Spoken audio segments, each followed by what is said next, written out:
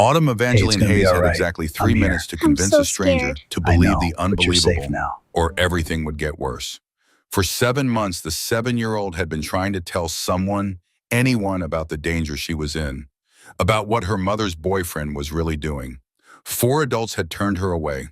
4 different ways of saying a child's truth didn't matter. But in 180 seconds, the time it took that man to use a diner bathroom, Autumn was about to walk up to 8 men wearing patches that read, Hell's Angels, and gamble everything on one impossible hope: that the scariest people in the room might be the only ones willing to listen. This is Autumn and Preacher's story. What these bikers discovered in the next 48 hours would prove that sometimes the monsters wear respectable faces and the heroes wear leather and scars. Nobody believes me. 3 words, barely a whisper, but they stopped Everett Preacher Brennan's coffee cup halfway to his lips. Saturday morning, 10:23, September 28th, Grizzly's Roadhouse Diner. The kind of place where bacon grease hung permanently in the air, and the black and white checkered floor had seen 40 years of boots, both leather and work. 23 people scattered across red vinyl booths, the smell of pancake batter mixing with diesel fumes from the parking lot. Classic rock playing, low on the jukebox, barely audible over the sizzle of the griddle and the clatter of plates. Preacher sat at the back booth where he always sat. Left side, commanding view of both the front door and kitchen. Third cup of black coffee, getting cold. Saturday newspaper spread open to the obituaries, looking for names of veterans who'd died alone. His weekly ritual, his penance. He was 6'2", 237 pounds of scarred muscle and controlled violence. Salt and pepper beard, full and maintained. 3-inch scar through his left eyebrow. Shrapnel, Desert Storm. Tattoos covering his right arm, a full sleeve of names. Brothers who didn't come home. Left forearm showed Psalm 82 verses 3 and 4 in Gothic script. Defend the weak and the fatherless. Uphold the cause of the poor and oppressed. His black leather vest carried patches that made parents pull children closer. Hell's Angels, Pacific Northwest. Sergeant at Arms, a skull with wings, names of fallen brothers stitched into the back. He'd noticed the girl the moment she entered. Small, maybe 7 years old, 3'11" at most, 47 pounds soaking wet, too small for her age. Lavender hoodie a size too large, sleeves covering her hands. Worn sneakers with faded unicorn stickers peeling off the sides. Velcro straps instead of laces. Right strap barely holding together. Jeans with permanent grass stains on the knees. Backpack with a broken zipper held closed with a safety pin. The girl's face was what caught Preacher's attention. Large hazel eyes that seemed too aware for 7 years. Dark circles underneath the kind that came from weeks of poor sleep. Pale complexion, suggesting she didn't see enough sun. Chapped lips from nervous biting. But it was the way she moved that made Preacher's combat instincts fire. Shoulders hunched forward, making herself smaller. Head down, eyes scanning the floor. Walking close to walls. Every movement calculated like she was crossing a minefield. The soft shuffle of worn sneakers on linoleum. Occasional catch in her breathing. Paper rustle of backpack straps. Preacher watched peripherally as the girl approached the first table. Family of 5 in the corner booth. Parents mid-30s, 3 children ages 4 to 12. The girl walked up to them slowly, one hand clutching her backpack strap, knuckles white from the pressure. The father, a man in a pressed button-down shirt, put his hand up in a stop gesture before the girl could speak. We're having a family meal. Go find your parents. The mother pulled her children closer. Protective, like the girl was a threat. The girl's shoulders dropped. She turned away without another word. Second attempt, elderly couple at the counter. The man maybe 70, silver hair combed back. The woman beside him, late 60s, wearing a cardigan and pearl necklace. Preacher knew them. Regulars. Came every Saturday after church. The girl pulled something from her backpack. A piece of paper. Drew a shaking breath. Excuse me, I need help. The woman glanced at the paper, then away quickly, uncomfortable. The man said firmly, though not unkindly, Where's your mother, sweetheart? You shouldn't be wandering around alone. She's in the car, but I saw something bad and nobody will listen. The woman's expression shifted to concern mixed with doubt. Kids have such imaginations these days, Frank. Remember, our grandson thought the neighbor was a spy. The girl carefully folded her paper and walked away, each step heavier than the last. Third attempt. Business traveler, mid-30s, khakis and polo shirt, laptop open. He was on his phone when the girl approached. "Sir, please, I need to tell someone about—" "Not now, kid. I'm working." He didn't even look at her, just waved his hand dismissively and turned away. The girl stood there for 3 seconds, then moved toward her fourth and final attempt. The waitress, 50-something, wearing a small cross necklace, blessed bumper sticker on her car visible through the window, known to give Bible verses with checks on Sundays. The girl approached her at the register, clutching something small and worn. A stuffed animal, Preacher realized. A rabbit with one torn ear. The waitress knelt down, and for a brief moment, Preacher thought she might actually listen. Then she stood up abruptly, put her hand on the girl's shoulder with a sugary voice that made Preacher's skin crawl. "Honey, bearing false witness is a sin. You need to go home and ask Jesus to forgive you for telling lies about that nice man who's helping your mama. Now run along before I call your mother to come get you." She patted the girl's head, dismissive, condescending. The girl stood there for exactly 5 seconds, frozen. Then her small body started shaking. Not crying, something deeper, like something inside her was breaking. Preacher saw the exact moment the girl was about to give up. Her eyes swept the diner one last time, landed on the back booth, on 8 men in leather vests, patches visible, beards and scars and tattoos on full display. Hell's Angels, the kind of men children are taught to fear. The girl's eyes met Preacher's. For 3 seconds, Preacher counted them, old military habit, neither moved. Then the girl started walking. 47 feet from the front of the diner to the back booth. The girl crossed that distance like she was walking to her own execution. Each step deliberate, right foot dragging slightly from exhaustion and fear. Worn sneakers making soft squeaking sounds on the tile. Squeak, shuffle, squeak, shuffle, uneven rhythm. She kept her head down but eyes up, watching the bikers from under her eyebrows. Didn't make direct eye contact yet. Shoulders so hunched her neck disappeared into her oversized hoodie. Backpack pressed against her chest like a shield, both arms wrapped around it. She paused every 8 to 10 feet. Glanced back at the bathroom door, where Preacher realized someone must be. Someone the girl was afraid of. Checking if she had time. The girl's breathing was rapid, visible by the rise of her small shoulders. 3 times she almost turned back. Twice she froze completely for 3 to 4 seconds, gathering courage.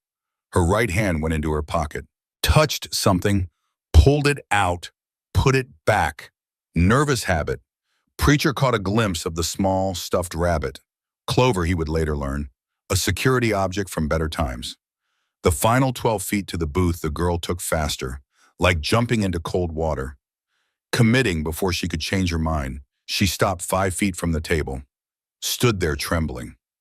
Backpack still clutched to chest, eyes huge, shining with unshed tears, lips moving, but no sound coming out.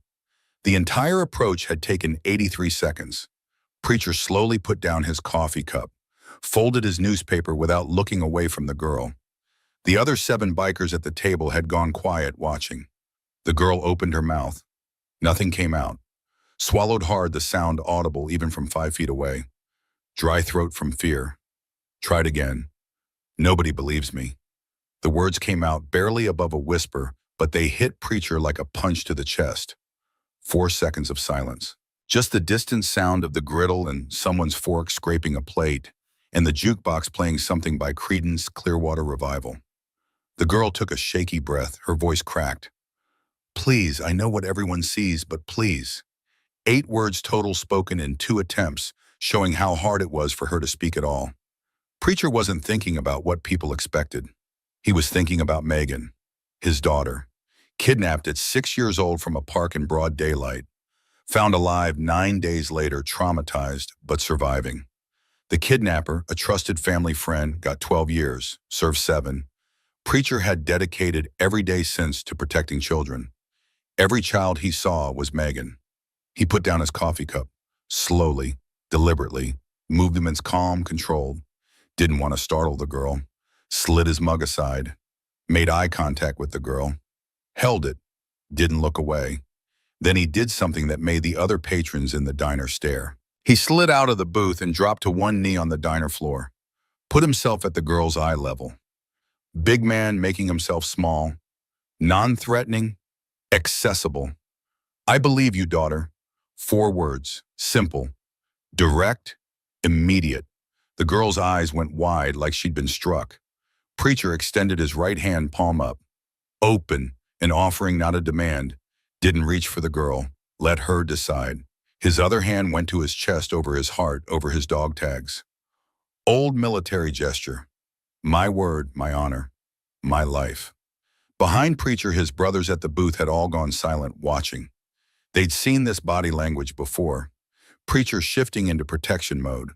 One of them, Declan Hammer Murdoch, 43, former Marine, slid out of the booth on the other side, creating a physical barrier between the girl and the rest of the diner.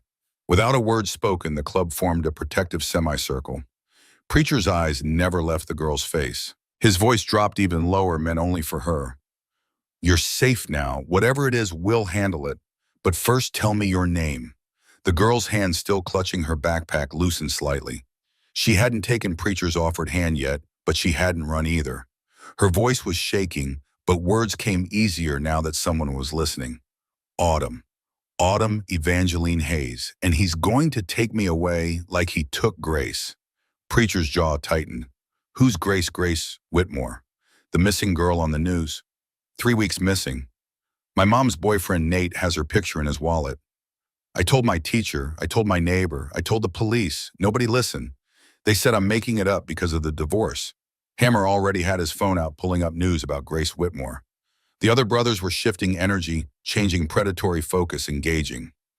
Nate locks me in my room. Autumn's voice drops, shame entering. At night, every night, with a padlock on the outside. He put a lock on our refrigerator so I can't eat unless he says. Autumn touched her left arm where the sleeve covered it. He hurt me on purpose. He says nobody will believe me because I'm just a troubled kid from a broken home. And he's right. Nobody did. Until you. One of the brothers, Silas Doc Rafferty, 47, former paramedic, leaned forward. Sweetheart, I need to see your arm. Autumn looked at Preacher. Preacher nodded. It's okay. Doc's a paramedic. He just wants to help. Autumn slowly, carefully pulled up her left sleeve. The mark on her arm was 9 days old. Small, circular, and clearly not accidental. Doc's face went stone cold. He photographed it with his phone without asking permission. Cigarette burn. Intentional. Autumn pulled up her jeans, showed the bruise on her right shin, yellow-green fade. 13 days old, rectangular shape consistent with a heavy blow. Showed the scratches on the back of her hands from being shoved into a rough surface. Scabbed over. 5 days healing. Autumn. Preacher's voice was gentle but urgent. Where's Nate right now? Autumn's eyes darted to the bathroom. In there. He brought me and my mom for family breakfast. Mom's in the car fixing her makeup. I have maybe 3 minutes before he comes out. Preacher's expression shifted. How long has he been hurting you? 7 months. Since he moved in. But it got bad 3 weeks ago. After I saw Grace's picture. Autumn's voice broke. I heard him on the phone 3 weeks ago. He was in his office. I was in the bathroom and the vent carried sound. He said, Autumn's voice dropped to exact mimicry of an adult male. The kid's a problem, too smart. Keeps asking questions about the photo. I've got maybe 4 or 5 weeks before I need to move on. The entire booth went silent. 7 bikers staring at a 7-year-old who just described a predator planning an exit strategy. He said more. Autumn whispered, tears finally falling. He said, just like before, they'll rule it exposure or accident.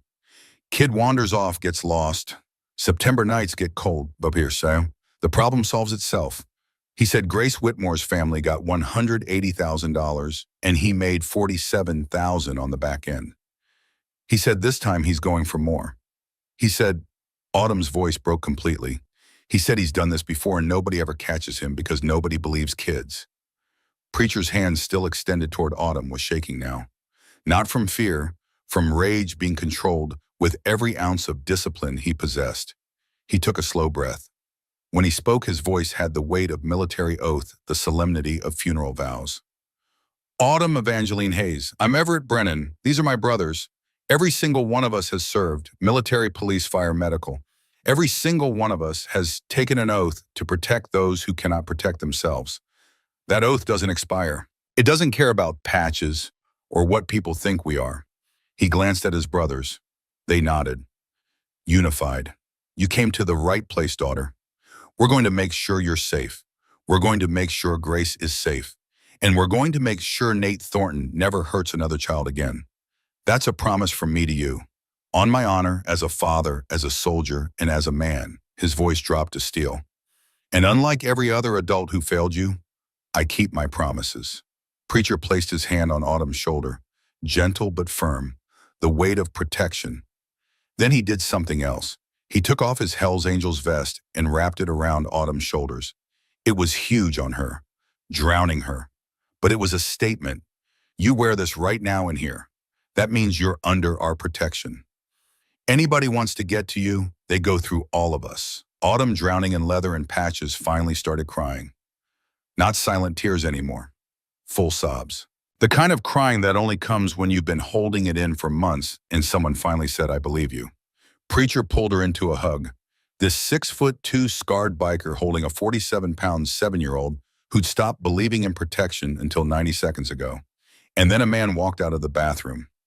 Nathaniel Nate Thornton, 41 years old, 5'11", 182 pounds, clean cut and average. Khakis, polo shirt with the school district logo, brown leather belt, Timex watch, glasses with thin metal frames, Nike sneakers always clean. He looked like every parent's idea of a safe adult. Elementary school IT coordinator, church deacon, youth soccer coach. Big brothers, big sisters volunteer. He saw Autumn wearing a Hell's Angels vest surrounded by 8 bikers. His face went white, then red. He took one step toward them, stopped when Preacher stood up, put himself between Nate and Autumn, didn't say a word, just stood there. 6'2" of immovable object. 7 other bikers stood with him. Nate stopped walking. His expression shifted. Confusion, then calculation, then forced calm. Autumn. Nate's voice was measured, educated, appropriate concerned tone. What are you doing? Your mother's worried. We need to go. Autumn pressed herself against Preacher's leg, clutched the leather vest tighter. She's staying with us, Preacher said quietly. Nate's smile was practiced, placating. I appreciate your concern, but Autumn's going through a difficult phase. Her parents divorced 11 months ago, and she's been acting out, saying things that aren't true to get attention. Her counselor documented it. Her counselor documented that you're a predator, Hammer asked from Nate's left. Nate's expression flickered. Just for a second, I don't know what Autumn told you, but I work with children every day. I'm an elementary school IT coordinator. I know how kids process trauma. Autumn's struggling with her father's absence, and she's created some elaborate fantasies. Like the burn mark on her arm, Doc said flatly. Nate didn't miss a beat. Autumn's been having behavioral issues, hurting herself for attention. It's heartbreaking, but her therapist said it's not uncommon in children of divorce. We're working on getting her the help she needs. The answer was too smooth, too practiced. Preacher recognized it. The explanation that had been rehearsed ready for exactly this moment. And Grace Whitmore, Preacher asked. Nate's face showed perfect confusion. I'm sorry, the 8-year-old girl who's been missing for 3 weeks. Autumn says you have her photo in your wallet. Nate actually laughed, pulled out his wallet, opened it. I have photos of all my students. I print them at the beginning of the year. It helps me remember names when I'm working with different schools in the district. See, he showed a photo. Young girl, smiling. School picture background. That's, Grace Autumn whispered. That's her. Nobody. Nate's voice was gentle, patient. That's Emmeline Blackwell. She's a 4th grader at Riverside Elementary. I helped her with a computer login issue last week. See? He pulled out his phone, showed a different photo. Same girl standing with a woman who looked like her mother. This is Emmeline with her mom, Patricia, at back-to-school night. Preacher watched Autumn's face crumple, watched her realize that Nate had an answer for everything. Proof, documentation, credibility. But Preacher also watched Nate's body language, the micro-expressions, the way his eyes went to the exits, the way his hands stayed near his phone, the way he positioned himself for a quick retreat. 23 years in the Hell's Angels. 8 years in the army before that. Preacher knew predators, knew the difference between innocent confusion and calculated defense. This man was calculating. Autumn, Nate said gently. We need to go. Your mother's waiting. These nice gentlemen were just being concerned, but you need to come with me now. No. Autumn's voice was small but firm. Nate's expression shifted just slightly, the mask slipping for a fraction of a second. Autumn Evangeline Hayes, full name, command voice. The voice of someone used to being obeyed. We're leaving now. Autumn flinched, but she didn't move. Preacher put his hand on Autumn's shoulder again, looked at Nate with eyes that had seen combat, had seen evil, had learned to recognize predators in human skin. Autumn's staying with us until the police arrive. We're calling them now. They can sort this out. Nate's smile was tight. That's unnecessary. I'm her mother's boyfriend. I have every right. You have no legal rights to this child. Hammer interrupted. Former Marine captain, 6 years practicing law before he joined the club. And if you attempt to remove her against her will while she's expressing fear of you, that's kidnapping. Nate's jaw tightened. This is ridiculous. He called toward the parking lot. Caroline, your daughter is causing a scene. A woman appeared in the diner entrance, mid-30s, exhausted looking, dressed in worn clothes that were clean but dated. Caroline Hayes, Autumn's mother. She saw Autumn, saw the bikers. Her face went pale. Autumn, what are you doing? Her voice was sharp with embarrassment and fear. Come here right now. Stop bothering these people. Ma'am, Preacher said gently, your daughter has some serious concerns about Mr. Thornton. We think you should hear her out. Caroline's expression shifted to frustration. She's been saying things, making up stories because she's angry about the divorce. Her counselor said this is a cry for attention. Ma'am, Preacher's voice was careful. Did you see the burn on Autumn's arm? Caroline hesitated. Autumn hurt herself. She's been having behavioral issues, hurting herself to get attention. We're working with her therapist on it. That's what Nate told you, Preacher said carefully. But Autumn says Nate marked her deliberately. Caroline's voice cracked. Autumn says a lot of things lately. She says Nate traps her in her room. She says Nate won't let her eat. She says Nate is planning to hurt her. But none of it's true. Nate's been so good to us. He's been helping with bills, helping with Autumn. Autumn's just struggling, and she's making Nate the villain because she misses her father. Preacher's heart sank. He'd seen this before. The manipulation was perfect. Nate had convinced this exhausted, struggling single mother that her daughter was disturbed, that her claims were fantasies, that Nate was the helper, the savior. Mrs. Hayes, Doc spoke up. I'm a paramedic. I've seen abuse cases. The injury on Autumn's arm is consistent with a deliberate burn. The bruising on her shin is consistent with being kicked. The scratches on her hands are consistent with being shoved into rough surfaces. These aren't self-inflicted injuries. Caroline's eyes filled with tears. No, you don't understand. Autumn's therapist said this is common. Kids hurting themselves when they're in distress. Nate would never... Mom. Autumn's voice was so small. Please, please believe me. Caroline looked at her daughter, then at Nate. Nate's expression was perfect. Hurt. Confused. The wrongly accused good man. Autumn, we're going home, Caroline said firmly. You're going to apologize to these gentlemen, and then we're leaving. This has gone far enough. And that's when Preacher made the call. Literally, pulled out his phone with one hand, keeping the other on Autumn's shoulder. Dialed. Put it to his ear. Bishop, his voice was command now, urgent but controlled. I need every brother we've got at Grizzly's Roadhouse Diner on Highway 9. Full patch prospects, hang-arounds, everyone. Now, a pause. Bishop's voice came through questioning. Bishop, listen to me. Preacher's voice cracked. We've got a 7-year-old girl here who's been systematically abused and is about to be taken by her abuser. Her mother's been manipulated into believing it's all in the child's head. We need backup. We need witnesses. We need enough of us here that this bastard can't just walk out with this kid. Please, shorter pause. Say no more. We're coming. The line went dead. Preacher looked at Nate. The police are coming, and so are my brothers. You're welcome to leave before they arrive, but Autumn stays here. Nate's expression finally cracked, the mask dropping completely. His eyes went cold, calculating. He looked at Caroline. This is insane. Caroline, we're leaving. If Autumn wants to stay with these criminals, she can explain it to CPs when they show up. It was a threat, thinly veiled. If Autumn stayed, Nate would call Child Protective Services, report Caroline as unfit, use the system against her. Caroline heard it, her face crumpled. Autumn, please, she whispered. Please just come home. Don't make this harder. Autumn looked at her mother with eyes too old for 7 years. Mom, he's going to hurt me like he hurt Grace. Please, please just listen. There is no Grace, Nate said firmly. There's a troubled little girl who needs professional help. Caroline, we're going now. And that's when the first motorcycle pulled into the parking lot. Then another, then 5 more.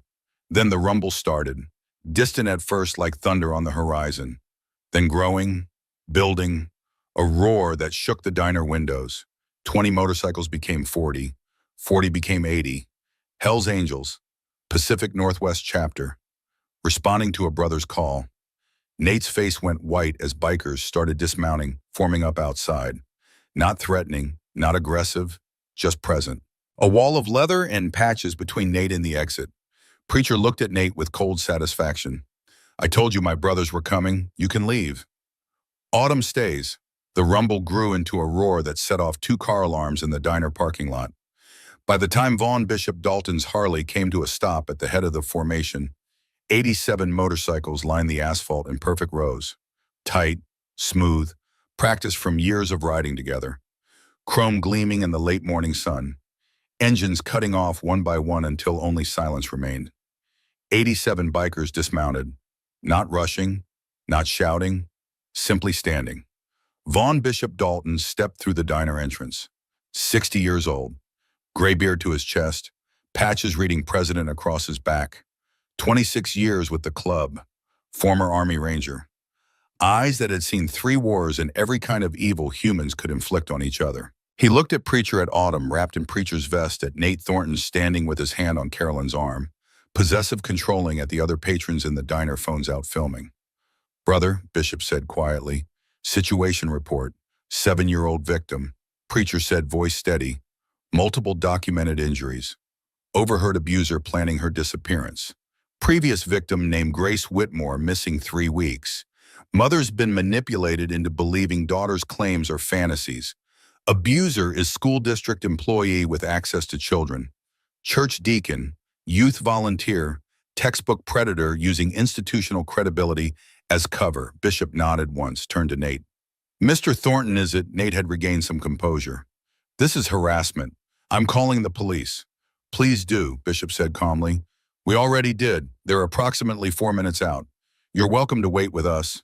Nate's jaw tightened. He looked at Caroline. We don't have to stay here and be accused of nonsense by a child and a gang of criminals. Ma'am, Bishop addressed Caroline directly. My name is Vaughn Dalton. I'm president of the Hells Angels Pacific Northwest chapter. I'm also a father of 3 daughters and a grandfather of 7. He paused. I've worked with child advocacy organizations for 15 years. I'm asking you, parent, to just listen to your daughter. That's all. Just listen. Carolyn's face was wet with tears. I don't know what to believe anymore. Then let us help you find the truth, Bishop said gently. The police arrived 12 minutes after Preacher's initial call. 2 patrol units, lights but no sirens, Officer Bryn Harlow and Officer Wade Callahan. Harlow stepped out of her vehicle, saw 87 motorcycles, 87 bikers in formation, and paused. We got a call about a disturbance, she said carefully. Bishop stepped forward, hands visible, non-threatening. No disturbance, officer. We have a child protection concern, 7-year-old with documented injuries. Claims of abuse with your mother's boyfriend. We called you for assistance. Harlow's expression shifted from caution to assessment. Who's the child? Preacher guided Autumn forward, still wearing the Hells Angels vest, drowning in leather. Harlow knelt down. Professional, gentle. Hi there, I'm Officer Harlow. Can you tell me your name? Autumn Evangeline Hayes. Autumn, these gentlemen said you have some concerns about someone. Can you tell me about that? Autumn looked at Preacher. Preacher nodded encouragement. Autumn took a breath. Then she told her everything. The isolation, the hunger, the injuries, the overheard conversation. Grace Whitmore's photo. Harlow listened, took notes. When Autumn finished, she stood and looked at Nate. Mr. Thornton. Nate's expression was perfectly calibrated, concerned, confused, cooperative. Officer, I'm Nate Thornton. I work for Auburn School District as an IT coordinator. I've been in a relationship with Autumn's mother for 7 months. Autumn's been struggling significantly since her parents' divorce. Her school counselor, Mrs. Fiona Ashworth, has documented behavioral issues. Her therapist has noted attention-seeking behaviors, including self-harm. He pulled out his phone, showed emails, documentation. This is from her counselor 3 weeks ago recommending continued monitoring. This is from her therapist 2 weeks ago noting self-injurious behavior. Autumn's creating elaborate stories because she's processing trauma from her parents' separation. Harlow looked at Caroline. Ma'am, you're Autumn's mother. Caroline nodded, tears streaming. Autumn's been saying things, terrible things, but Nate's been so good to us. He's helped with bills. He's been patient with Autumn's behavior. I don't think Autumn's lying exactly. I think she's confused, mixing up reality and imagination. Harlow looked at the documented injuries on Autumn's arm. Mrs. Hayes, your daughter has a burn that looks consistent with cigarette contact. Her therapist said some children harm themselves when they're in emotional distress. Caroline said, to get attention, to make the pain visible. Harlow's jaw tightened. Preacher could see her weighing it. Child's word against adult credibility. Adult with documentation. Adult with institutional backing. Officer. Hammer stepped forward. I'm a former attorney. I have photographs of this child's injuries with medical timestamps. We have a former paramedic here who's willing to testify. These injuries are consistent with deliberate abuse, not self-harm. We have witness statements from people who saw this child trying to report abuse and being dismissed. Harlow looked at her partner. Callahan was younger, less experienced, but his expression showed he was troubled by the situation. We need to take this seriously, Callahan said quietly. I agree, Harlow said. She looked at Nate. Mr. Thornton, I'm going to need you to come with us to the station. We need to ask you some questions. Am I under arrest? Nate's voice was calm. No, we'd just like to speak with you. Then respectfully, Officer, I decline. I have nothing to hide, but I'm not going to subject myself to questioning based on the fantasies of a troubled child. If you want to speak with me, you can contact my attorney. He pulled out a business card, handed it to her. Having an attorney ready, that was the tell. Innocent people don't have attorney cards in their wallet for child abuse accusations. But legally, Nate was right. He didn't have to answer questions. He could leave. However, Harlow said, we are going to contact Child Protective Services. They'll need to do a welfare check. Nate's smile was tight. Of course, we'll cooperate fully, which meant he'd have time to clean up evidence, time to coach Caroline, time to prepare. Preacher watched it happening. Watched the system about to fail Autumn again. Officer Harlow, Holden Cyber Parrish called from his table. You might want to see this. Harlow walked over. Cyber turned his laptop so she could see. Grace Whitmore, 8 years old, missing for 3 weeks. Last seen August 31st near Riverside Elementary School in the neighboring district. That elementary school's Riverside Elementary. Guess who worked there as IT coordinator until September 15th? 2 weeks after Grace disappeared. Harlow's expression changed. Show me. Cyber pulled up employment records, public information from school district websites. Nate Thornton had worked at Riverside Elementary for 3 years. Transferred to Auburn Elementary on September 15th, citing personal reasons. That's not illegal, Nate said from across the diner. I transferred for a shorter commute.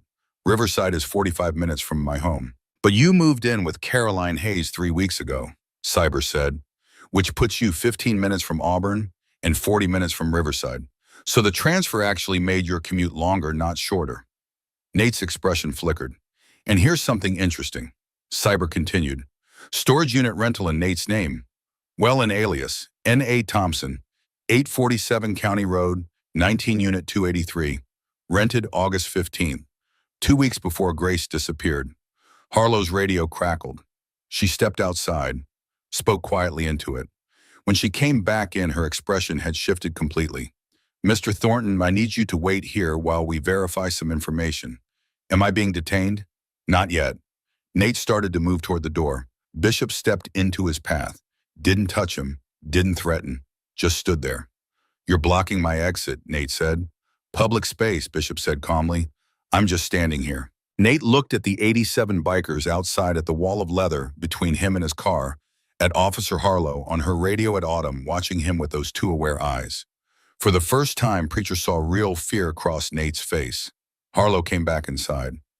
Mr. Thornton, we just got information from Seattle FBI field office.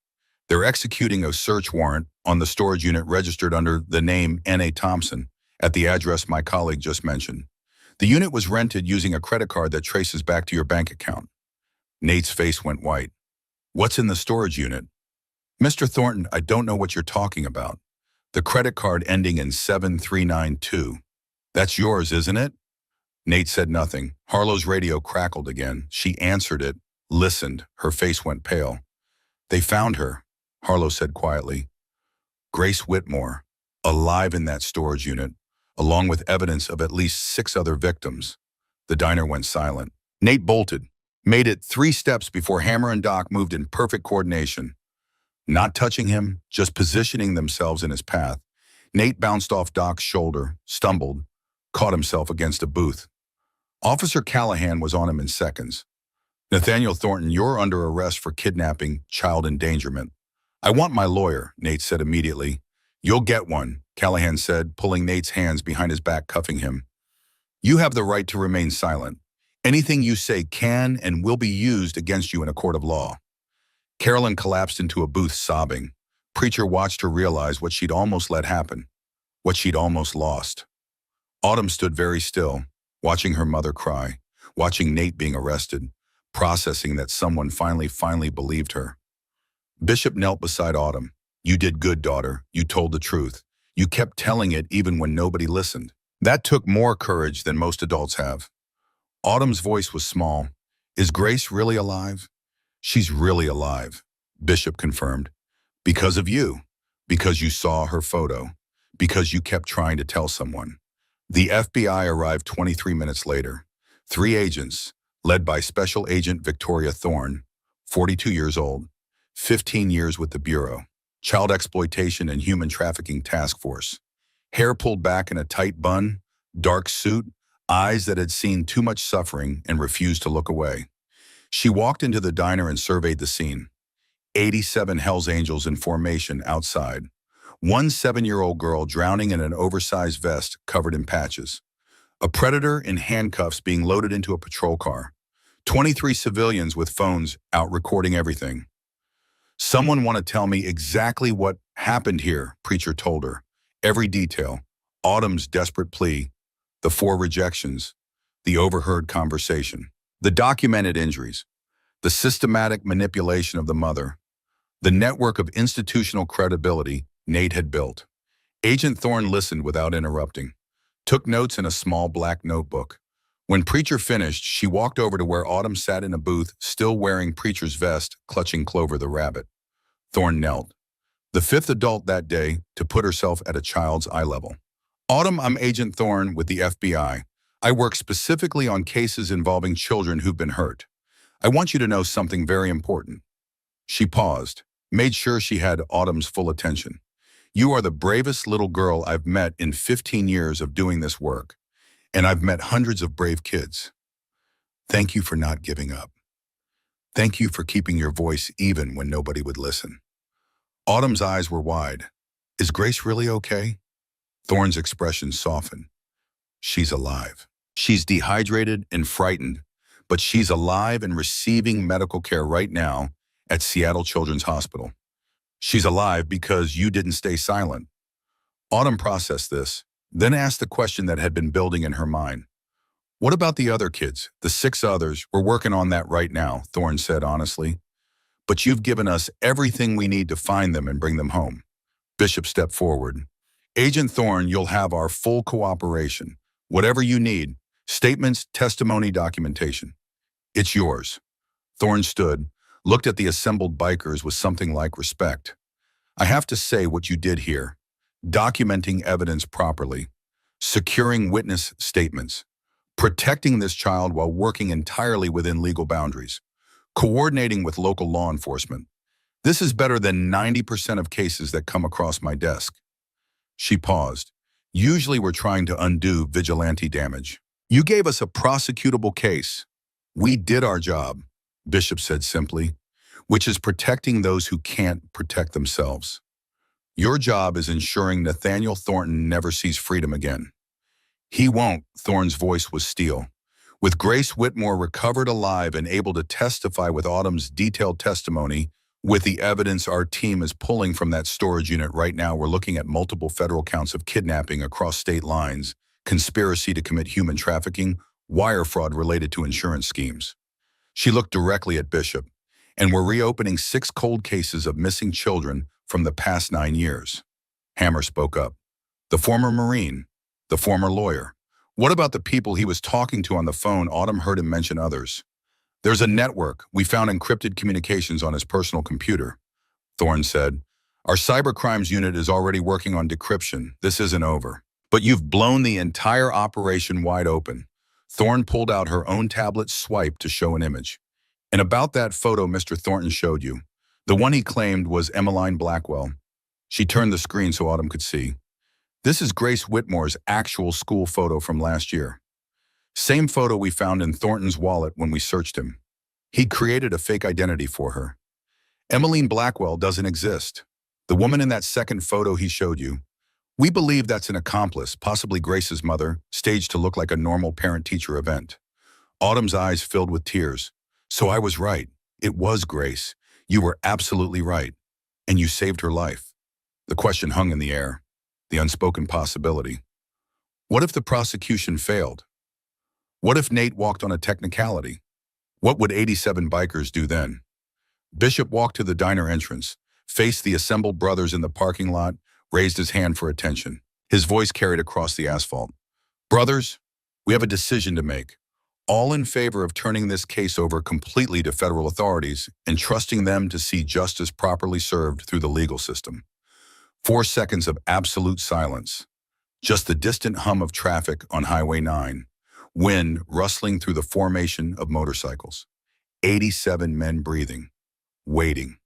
Then one by one, every single hand rose. No hesitation, no dissent, unanimous. 87 men who'd spent lifetimes distrusting the system, who'd seen it fail the vulnerable again and again, who knew how to handle problems outside the law, voting to trust it now because a 7-year-old girl deserved justice done right. Bishop turned back to Thorne. Unanimous agent. He's completely yours. We'll testify. We'll cooperate. We'll do whatever you need. But he's yours now. Autumn watched this moment from her booth. Watch these terrifying-looking men choose discipline over vengeance. Watch them have faith in a system that had failed her 4 times in one morning. She was learning something important. Real strength wasn't about violence. It was about having the power to destroy someone and choosing not to. Choosing law. Choosing justice. 48 hours after Nathaniel Thornton's arrest, a county health inspector stood in the basement of 1847 Birchwood Terrace and documented a chamber of horrors. The official report ran to 17 pages. Black mold covering 3 walls of the basement bedroom. Growth pattern consistent with months of moisture accumulation. Air quality testing showed spore counts at dangerous levels. Long-term exposure could cause permanent respiratory damage, especially in children. Non-functioning heating system. The basement thermostat read 43 degrees Fahrenheit. Records showed it had been broken since March. 7 months, through spring, summer, and into fall. A 7-year-old child had slept in those temperatures. Industrial padlock installed on the outside of the refrigerator. Heavy duty. The kind used on storage units. Drill marks in the cabinet showed where it had been mounted. Food inside was minimal. Expired milk, wilted vegetables, 1 frozen dinner. Heavy bolt lock installed on the exterior of the basement bedroom door. Again, industrial grade. The kind that couldn't be opened from inside. The kind meant to keep someone trapped. Evidence of rodent infestation throughout the basement. Droppings, nesting material, gnaw marks on the baseboards. The inspector found a small stuffed horse in the corner of the bedroom, partially chewed by rats. The inspector photographed everything. 47 images total. Each one entered into evidence. Each one telling the story of systematic torture disguised as normal family life. 17 health code violations, 3 criminal code violations.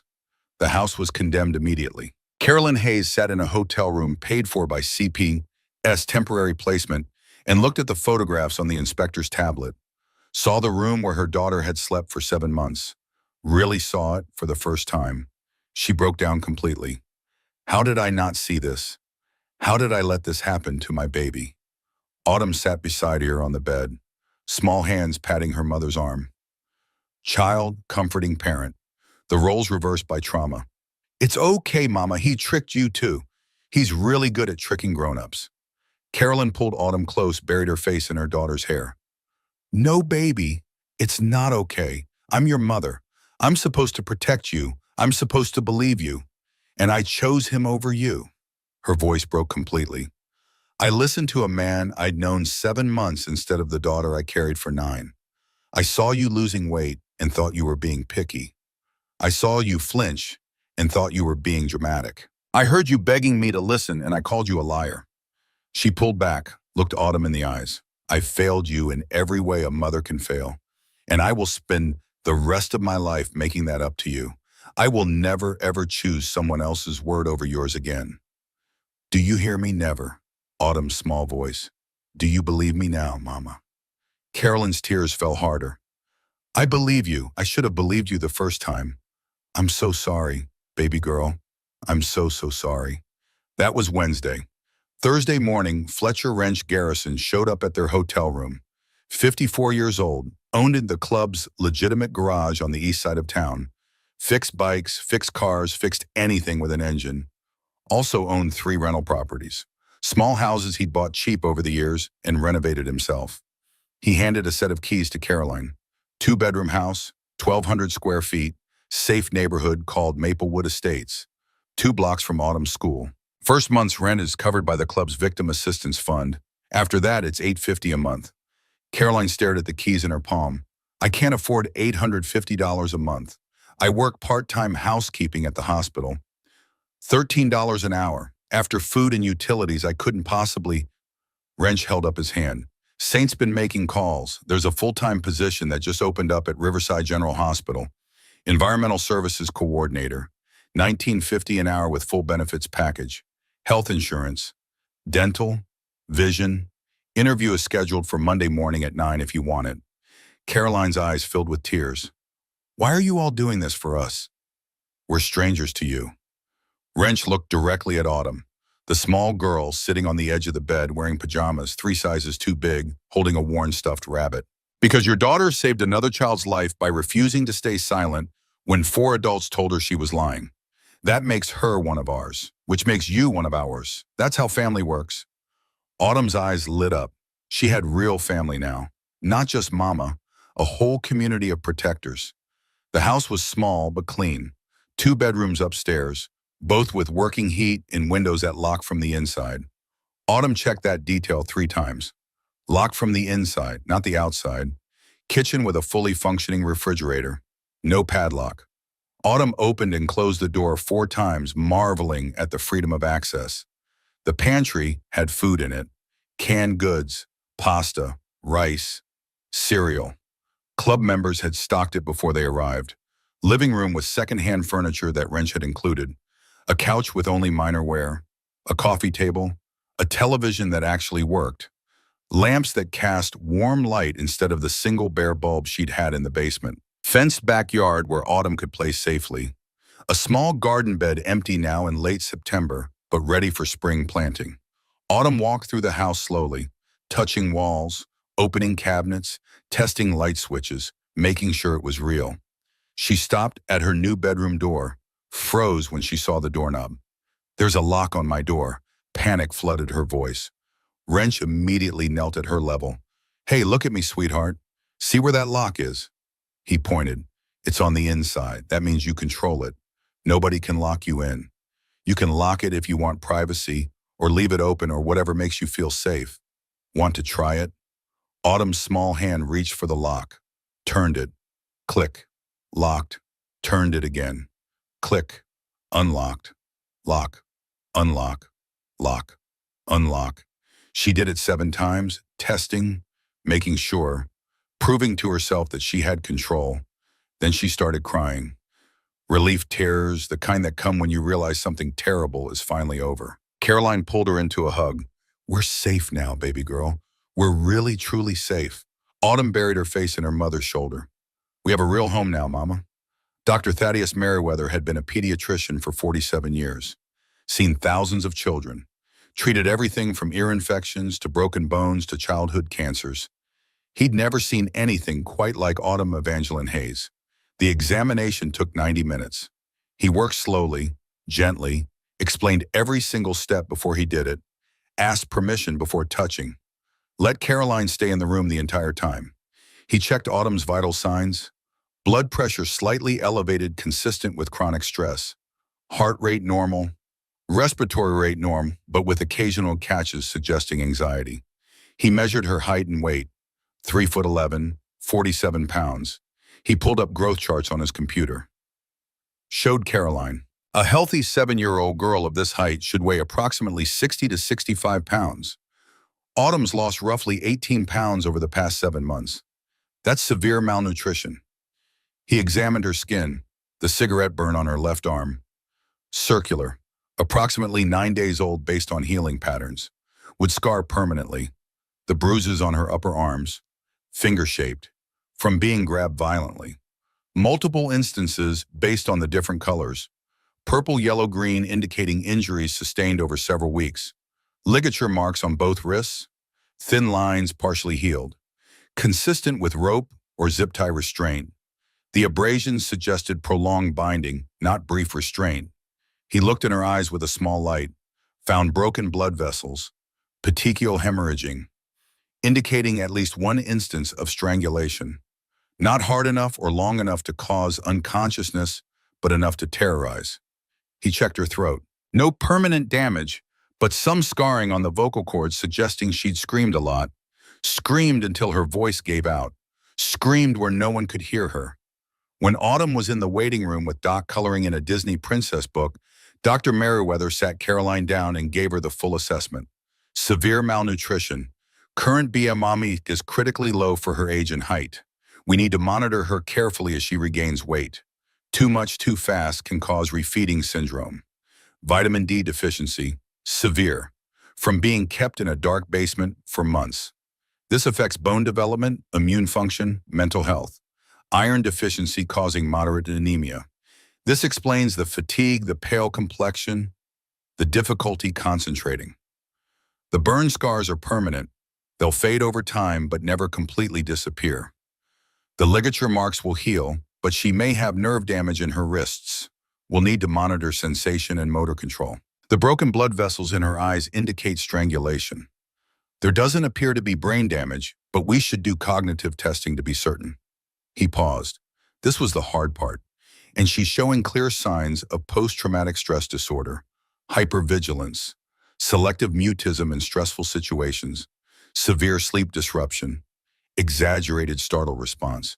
She'll need trauma-informed therapy, not regular counseling, specialized treatment for complex childhood trauma. Caroline's hands were shaking. I didn't see it. I didn't see any of this. How did I not see it? Doc spoke from the doorway. He'd been listening. Because you were manipulated by an expert. Thornton spent 7 months making you doubt your own daughter. Making you think she was disturbed instead of endangered. That's what predators do. They isolate their victims and discredit them to the people who should protect them. He walked into the room. Helps other survivors work through what happened to them. She turned her pain into purpose. She's one of the strongest people I know. Autumn's voice was small but determined. Do you think I could do that someday? Help other kids like me? Doc's eyes got wet. He didn't try to hide it. Autumn, I think you already are helping other kids. Grace is alive because of you. 6 other children are being rescued because you refuse to stay quiet. You're already a hero. He squeezed her hands gently. And yeah, sweetheart, when you're ready, when you've had time to heal, I think you could help a lot of kids by sharing your story. Autumn's voice was small but determined. Then that's what I'm going to do. Malachi St. O'Banion had been a Catholic priest for 18 years. He'd heard confessions, performed last rites, married couples, baptized babies, done all the sacred work of ministry. He'd also witnessed systematic abuse within his diocese, seen predators protected by the institution, watched children's testimonies buried under layers of bureaucracy and reputation management. When he tried to expose it, he was silenced, threatened, reassigned to a remote parish in Alaska where nobody would listen to him. He left the priesthood, kept his faith, lost his tolerance for corrupt institutions, joined the Hells Angels, found brothers who actually lived the values the church only preached. Now he sat with Autumn twice a week in a quiet room at the clubhouse. Neutral territory, not home, not school, somewhere safe. They didn't always talk about trauma. Sometimes they talked about horses. Autumn loved horses, drew them constantly, dreamed of having one someday. Sometimes they played chess. Saint was teaching her. She was getting good. Sometimes they just sat in comfortable silence. Saint reading his worn Bible. Autumn drawing in her sketchbook, building trust slowly, letting Autumn control the pace. Their fourth session, Autumn was drawing a horse in pastel colors, pink and purple and blue, a fantasy horse, the kind that didn't exist but should. She stopped suddenly, set down her crayon, stared at her hands. Father Saint, yeah, sweetheart, was it my fault what Nate did to me? Saint put down his Bible, gave her his complete attention. Autumn, look at me. She raised her eyes. Nothing, and I mean nothing, you did made Nate hurt you. Nothing you could have done differently would have stopped him from being evil. He chose to hurt you because he is broken inside, not because of anything wrong with you. That's on him, not you. Do you understand? Autumn touched Clover's worn fur. But everyone thought I was lying. Miss Pemberton, Mrs. Rutledge, Officer Pruitt, Lorraine at the diner. Everybody thought I was bad. Everyone was wrong, Saint said firmly. And now they know they were wrong, and they're facing consequences for failing you. Autumn was quiet for a long moment. Father Saint, there are other kids out there like me, aren't there? Kids who try to tell, and nobody believes them.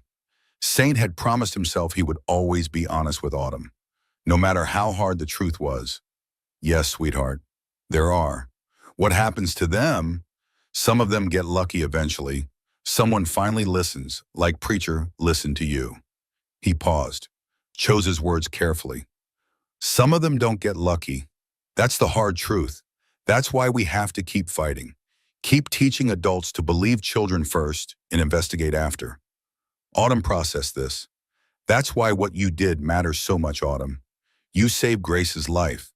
You saved 6 other girls who were already missing. You exposed an entire network of bad people who were hurting children.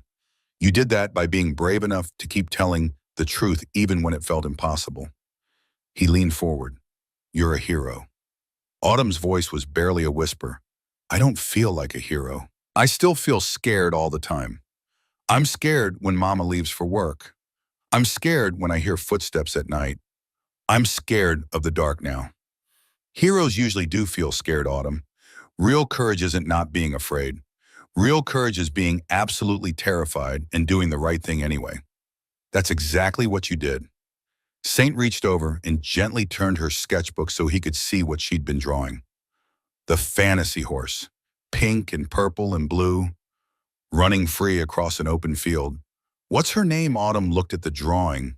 Hope. That's perfect, Saint said softly, because that's what you gave Grace and those other girls. Hope. The next session, Saint had news. I want to tell you what's happened to the adults who didn't believe you, if you're ready to hear it. Autumn nodded. Miss Pemberton, your teacher who called your mom instead of reporting the abuse. She's under formal investigation by the school district for failure to report suspected child abuse. She'll likely lose her teaching license. Mrs. Rutledge came to the clubhouse last week. She wanted to apologize to you personally. She's devastated by her failure. She asked if we could arrange a meeting when you're ready. Officer Pruitt, the school resource officer who dismissed you, he's been placed on administrative leave pending investigation. The police department is reviewing all of his interactions with children over his 18-year career. Lorraine Fairchild, the waitress at the diner, she was fired immediately. Riverside Community Church removed her from all volunteer positions involving children. Autumn's eyes were wide. They're all being punished. They're being held accountable, Saint said. There's a difference. They failed you when they had a responsibility to protect you. Now they're facing the consequences of that failure. So other children won't have them ignore their stories too. Autumn thought about this carefully. Does that make you feel better? Autumn considered the question. A little bit. I'm still mad at them, but I'm glad other kids won't have them ignore their stories too. It was a remarkably mature response for an 8-year-old, but Autumn Evangeline Hayes had been forced to grow up too fast. January 13th through 18th, 6 days. The trial of Nathaniel Thornton. Autumn was 8 now, 62 pounds, healthy weight restored, rosy cheeks, hair in neat French braids that Caroline had learned to do from YouTube tutorials. They'd become their special morning ritual. Autumn was too young to testify in open court. The trauma experts agreed it would be re-traumatizing. Instead, she was allowed to submit a victim impact statement read by her therapist, Dr. Iris Wakefield, 39 years old, child psychologist specializing in abuse trauma. She'd been working with Autumn twice a week since October. Autumn waited outside the courtroom with Preacher, holding his hand, wearing a blue dress that Carolyn had bought for the occasion, her good shoes, the ones that didn't have peeling stickers. Inside the courtroom was packed. Media in the gallery, Nate's attorney at the defense table, federal prosecutors at their table with boxes of evidence. Grace Whitmore had testified the day before, 8 years old, thin but recovering. Told the jury about 3 weeks in darkness, about being hungry, about being scared, about hearing another girl crying in a different room and not being able to help her. 6 other children had been located and recovered in the 2 weeks following Nate's arrest. All testified through recorded depositions. All told similar stories.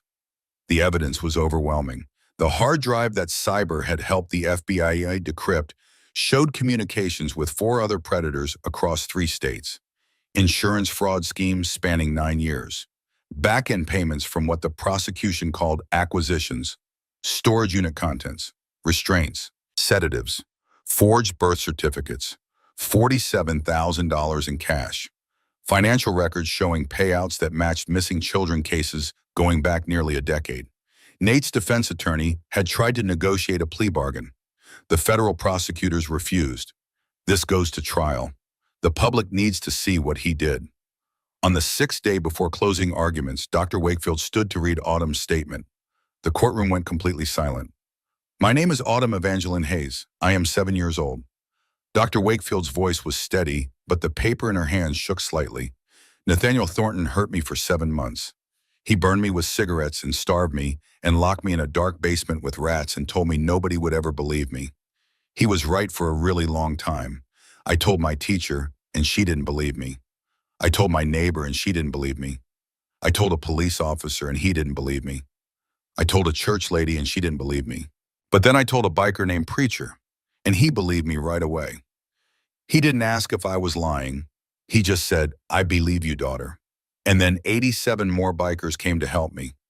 I want other kids to know, if you tell the truth and keep telling it to different people, someone will eventually listen. Don't give up even when it feels impossible. And I want grown-ups to know anything really important. When kids, especially little girls, tell you something scary is happening, believe them first and ask questions later. Don't wait to investigate. Don't call their moms. Don't tell them they're making it up. Just believe them. Because I almost died waiting for someone to believe me. But I didn't die. I'm here. Grace Whitmore is here. 6 other girls are here. All because I kept trying. Nate Thornton stole 7 months of my life. He gave me scars I'll have forever. He made me afraid of the dark. But he didn't win. Because I'm still here. And I'm not going to be quiet anymore. Thank you. Dr. Wakefield sat down. The courtroom was absolutely silent.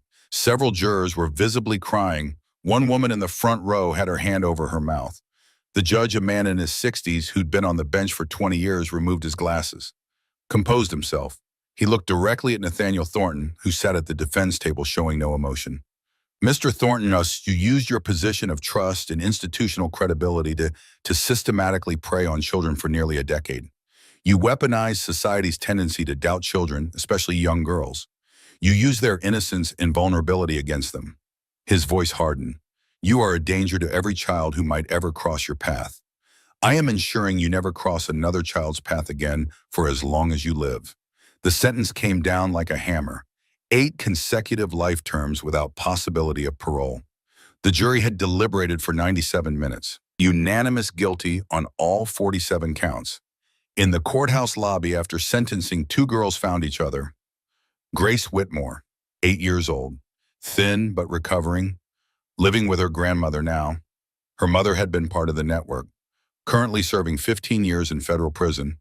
And Autumn Evangeline Hayes, also 8, also recovering, also learning to trust the world again. They spotted each other across the crowded lobby. Both stopped walking. Recognition passed between them. The kind only survivors share. The knowledge of darkness of survived. The understanding that comes from being believed too late, but not too late to be saved. Grace walked over slowly, stopped a few feet away. "You're the girl who saved me," the FBI lady told me. "She said you wouldn't stop trying to tell people about Nate, even when nobody believed you." Autumn nodded. "You're okay. That's all that matters. You're really okay." The girls looked at each other for another moment. Then Grace stepped forward and hugged Autumn. Neither said anything else. They didn't need to. The embrace said everything.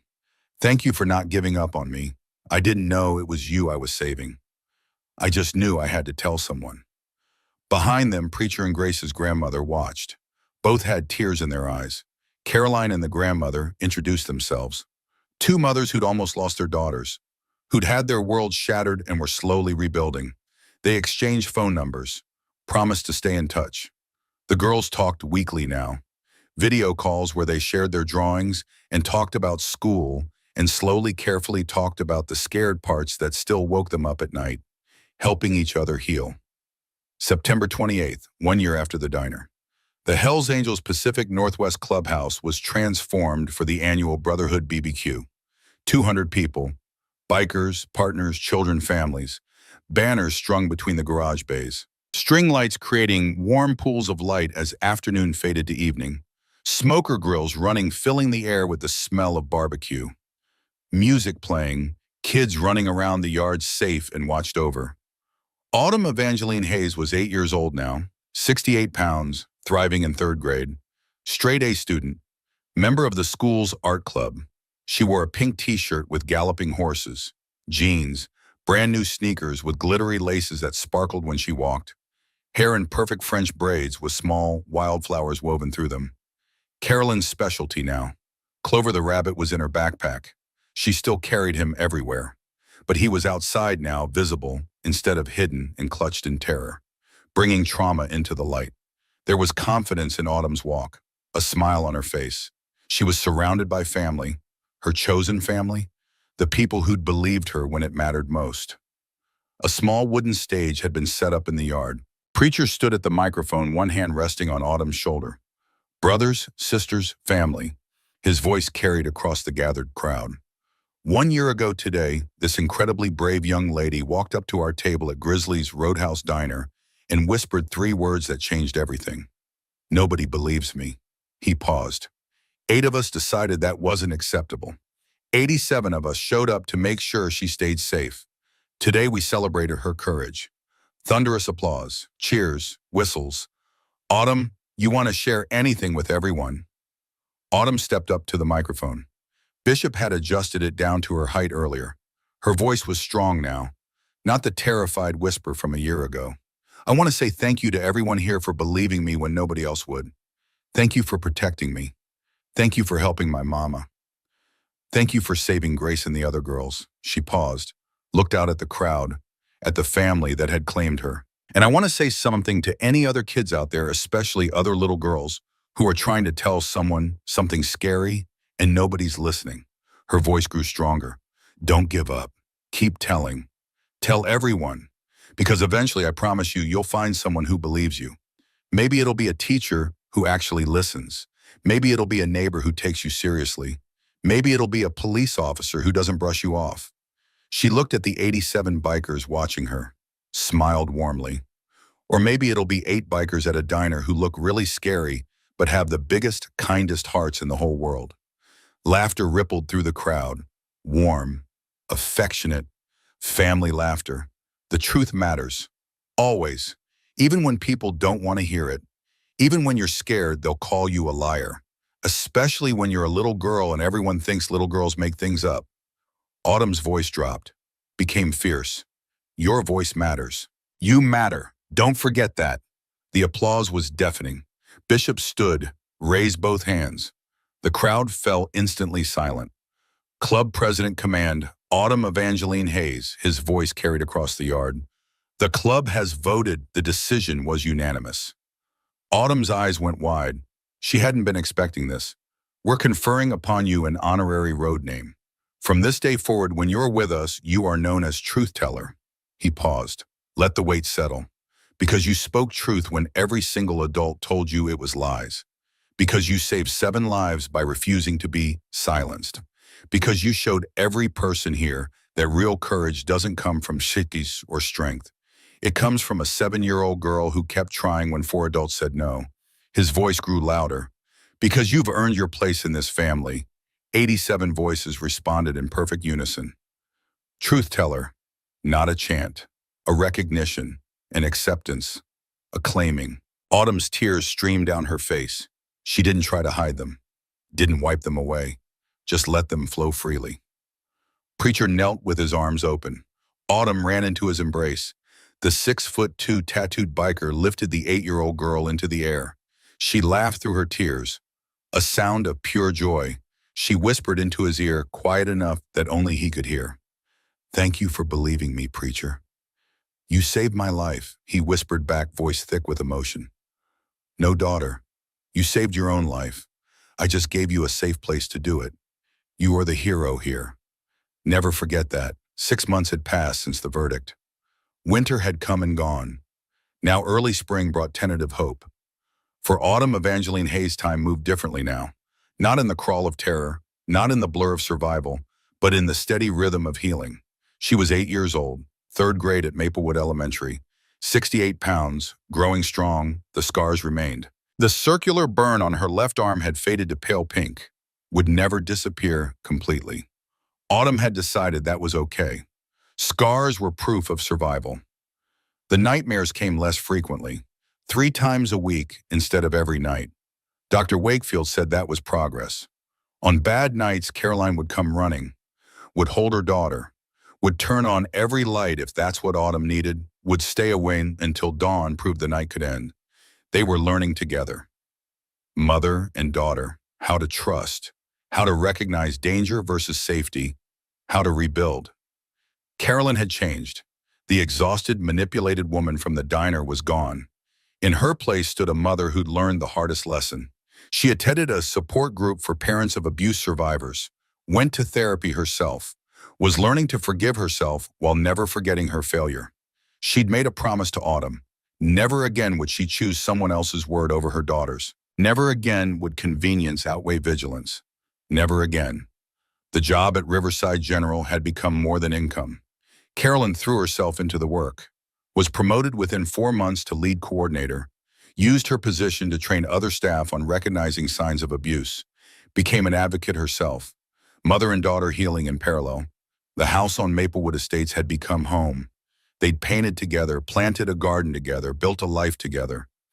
Every Saturday, preacher came by, sometimes alone, sometimes with brothers from the club. They'd check on things, fix what needed fixing. Simply be present. These men had become Autumn's family, the fathers and uncles and grandfathers she'd never had. On Tuesdays and Thursdays, Saint picked Autumn up for their sessions at the clubhouse. They'd progressed from basic trust building to deeper work, processing trauma, reframing narratives, building coping skills. One Thursday, Autumn drew 2 pictures at Saint's request.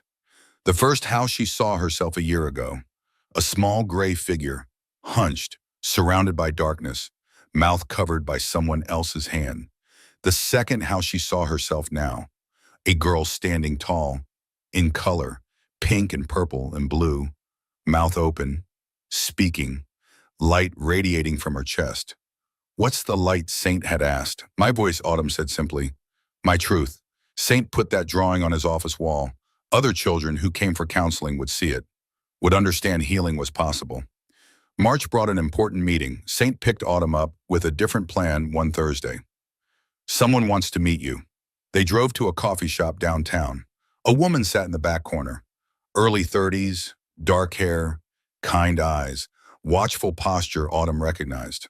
Autumn, this is Amanda Rafferty, Doc's daughter. The pieces clicked. The one who'd been hurt, who'd become a counselor, who'd turned pain into purpose. Hi, Autumn. I've heard so much about you. Would you like to sit? Autumn slid into the chair. Saint ordered drinks, hot chocolate for Autumn, tea for Amanda. Amanda waited until Autumn seemed comfortable. Your friend Father Saint told me about you, about what happened, about how brave you were. I wanted to meet you because I was you 23 years ago. Different monster, same story. Nobody believed me at first either. Does it ever go away? The scared feeling Amanda considered carefully. No, but it changes, gets smaller, quieter. Some days I don't think about it at all. Other days something triggers the memory and I'm 7 again. She leaned forward. But here's what I've learned. The scared feeling doesn't have to control you. You survived the actual danger. Now you're surviving the memory. And memories can't hurt you the same way. Not if you don't let them. How you talk about it. With people who understand, you process it. You give it light instead of keeping it buried. You help other people. You take the worst thing that happened and transform it into meaning. Saint spoke up. Amanda works at a children's advocacy center, talks to kids going through what you went through, helps them navigate the system, trains police and teachers. She's also writing a book, her story, to help other survivors. Amanda nodded. It's hard, reliving it, but necessary, because for every person who reads it and recognizes themselves, that's one more person who might get help. She looked at Autumn directly. Someday when you're ready, you could do the same. Your story matters, what you survived, how you survived. That could save lives. I want to. I'm just not sure how yet. You have time. Healing first. Living first. Being a kid first. The work will be there when you're ready. They talk for an hour. About school, about horses, about normal things. But underneath a connection formed between two people who understood. When Saint drove Autumn home, she was quiet. As they pulled up, she turned to him. Thank you. I needed to see I can be okay. Really okay. That's why I wanted you to meet her. So you could see her future and know it's bright. Summer came fast. Art camp, swimming, learning to skateboard with Doc teaching her, normal childhood injuries, scraped knees, bruised elbows, proof of living, not just surviving. At art camp, Autumn painted something powerful. A small girl in bright colors standing before a wall of dark adults. From her mouth, a speech bubble filled with light. The instructor recognized something special. Got permission to enter it in a regional youth art competition. It won first place. The prize included displaying the piece at a local gallery for a month. Autumn had never imagined her art in a real gallery. There it hung, spotlit with a placard. The Truth by Autumn Hayes, age 8. She'd written a statement to accompany it. This painting is about being a kid who tells the truth about bad things and the grown-ups who don't listen. I painted it because this happened to me, but a biker named Preacher listened when teachers and police wouldn't. This painting is for all the kids still waiting for someone to believe them. Don't give up. A local news station did a story, interviewed Autumn. She kept it simple, didn't use Nate's name, just said she'd survived abuse and hadn't been believed until she met the right people. What do you want people to know? Believe kids, especially little kids, especially girls. We don't make up stories about being hurt. When we tell you something scary, believe us first. Ask questions later. The segment aired. 3 minutes. Short but powerful. The response was overwhelming. Calls to the station, other survivors, other parents, teachers saying they'd attended new training, police officers saying the story changed their approach. And children. So many children. Letters forwarded through Agent Thorne. I saw you on TV and I told my mom about my uncle and she believed me because of your story. I'm 9 and nobody believed me about my stepdad, but then my teacher saw the news and now my stepdad is in jail. Thank you for being brave. It helped me be brave too. Autumn kept every letter, read them when she needed reminding that her pain had purpose. August brought Autumn's 9th birthday, a party in the backyard, school friends, the club brothers and families. Grace Whitmore and her grandmother, bounce house, cake decorated with painted horses, games and laughter. But the best gift came from Preacher. He pulled up mid-party. Behind him in a trailer, a pony, a gentle Shetland named Butterscotch, cream-colored, white mane, patient eyes, perfect for a small girl learning to ride, boarding arranged at a stable nearby, weekly lessons, all costs covered. Autumn stood staring, unable to speak. Preacher knelt in front of her. You told me you wanted to be a veterinarian, that you loved horses. Well, now you've got one to practice on. Before Autumn could respond, Preacher's voice dropped. Private, just for her. My daughter, Megan. You remind me so much of her. After she was rescued, it took years for her to trust again, to feel safe. But she did. She's 32 now, has a family, teaches kindergarten. She's whole again. His eyes got wet. Watching you heal, Autumn, watching you thrive, it heals something in me too. It proves that the work matters, that saving one child changes the world. Autumn threw her arms around his neck. Thank you, Preacher, for everything, for believing me, for giving me my life back. You gave yourself your life back, daughter. All I did was give you a safe space. September approached, 1 year since the diner. The anniversary the club wanted to mark. Bishop had called Caroline, asked permission to give Autumn a road name, explained what it meant. Caroline asked Autumn what she thought. Do you want to be officially part of the club? It's a big honor. Autumn thought about it. These men who'd saved her life, who'd become her family. Yes, I want to belong. For real. The ceremony was planned for the Brotherhood BBQ, September 28th, exactly 1 year. The day arrived bright and clear. 200 people gathered.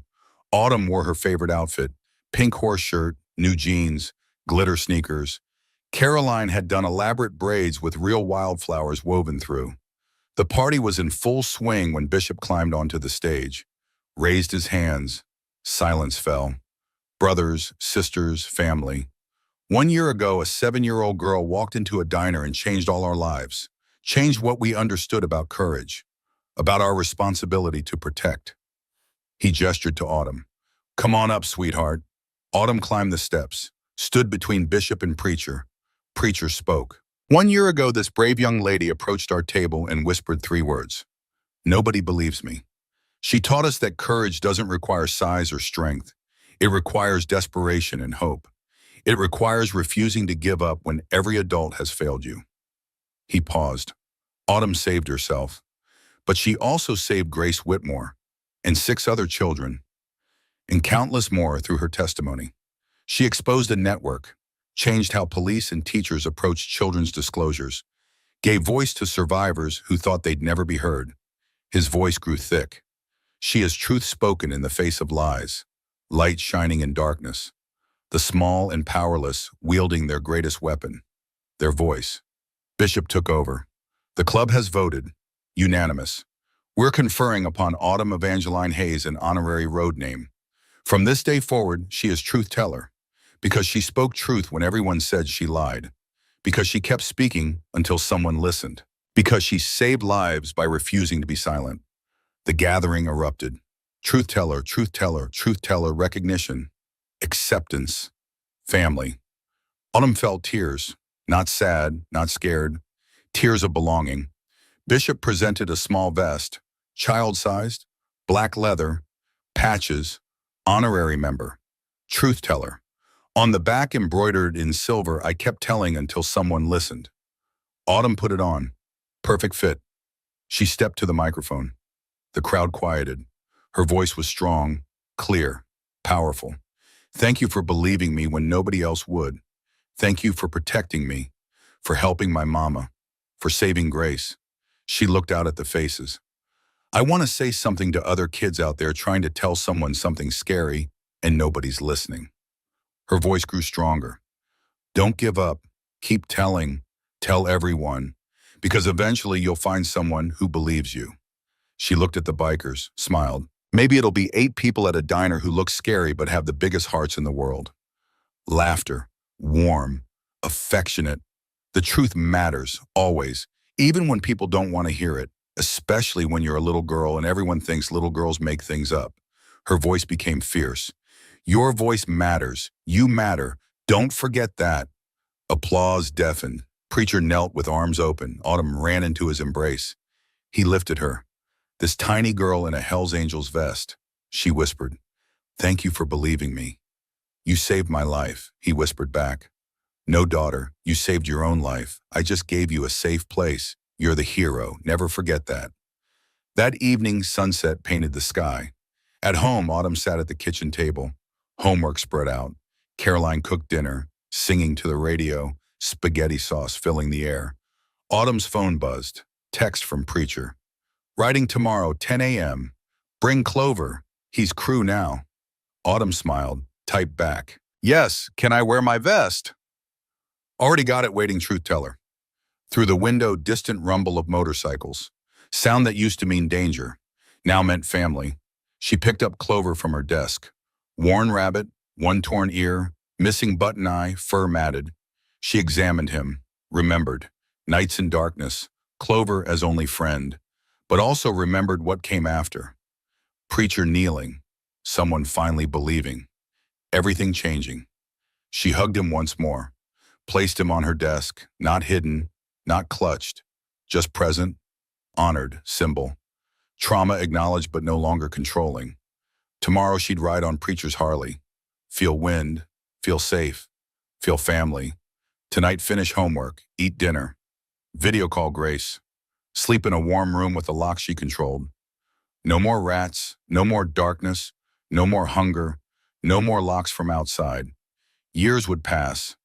Autumn would grow, would graduate high school with honors, would go to college on a scholarship the club funded, would study psychology and social work, specialize in childhood trauma, would become Dr. Autumn Evangeline Hayes, psychologist, advocate, expert witness, would write a book. Truth Teller: How I Survived and Found My Voice, dedicated to Preacher in the '87, would train police departments, testify in Congress, run a nonprofit helping child survivors, would save countless lives by teaching one message: believe children first. But that was the future. Tonight she was just a 9-year-old girl, wearing a vest that said she belonged, holding a worn rabbit proving she'd survived. Somewhere another child was finding courage, finding voice, getting ready to tell their truth. Because Autumn Evangeline Hayes had shown them it was possible. She'd proven miracles don't come from expected places. Sometimes they come from 8 bikers at a diner. Sometimes the scariest looking people have the biggest hearts. Sometimes all it takes is 3 words whispered in desperation. "Nobody believes me." And 4 words spoken in response. "I believe you, daughter." Everything flows from that moment. That choice to listen, to believe, to protect. That choice to see a child not as a problem, but as a person to be heard. The stars shone. The night was peaceful. The world felt safe. And in Autumn's bedroom, glow-in-the-dark stars on her ceiling glowed soft green. Clover sat on her desk, her vest hung by the door. On her nightstand, a framed photo from the BBQ. Autumn in her vest, arms around Preacher, Bishop, and Saint. All laughing. Family. She drifted to sleep. No nightmares, just dreams of horses running free. Of a small girl riding bareback, arms spread wide, feeling wind. Flying. Free. Believed. Somewhere in the clubhouse, Preacher sat with Bishop and Saint. Coffee growing cold, talking quietly about the work. The next child who might need them. The next fight for justice. "You think we'll always be needed?" Saint asked. Bishop looked at him steadily. "As long as there are predators who hurt children and systems that fail them, yes. We'll always be needed," Preacher added. But maybe, just maybe, kids like Autumn are changing that. Every time she speaks up, every time she shares her story, every child who sees her and finds courage. That's how the world changes. One voice at a time. They sat in silence. Then Preacher spoke quietly. "Megan called today, said she saw Autumn's news interview, said it made her cry. Happy tears, said she's proud of what we did." He paused, said she's finally made peace with what happened to her, because she sees it led to this, to us being here for other kids, to Autumn being saved, to Grace coming home. Bishop put a hand on his shoulder. "Then the work matters, brother. The pain had purpose." Preacher nodded. The work always matters. They finished their coffee, headed home to their families, to their lives. But the work continued, would always continue. As long as there were children who needed protecting, predators who needed stopping, voices that needed amplifying, the Hells Angels Pacific Northwest chapter would be there.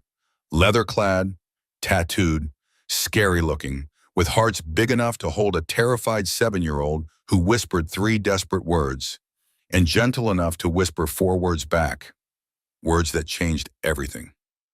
I believe you, daughter.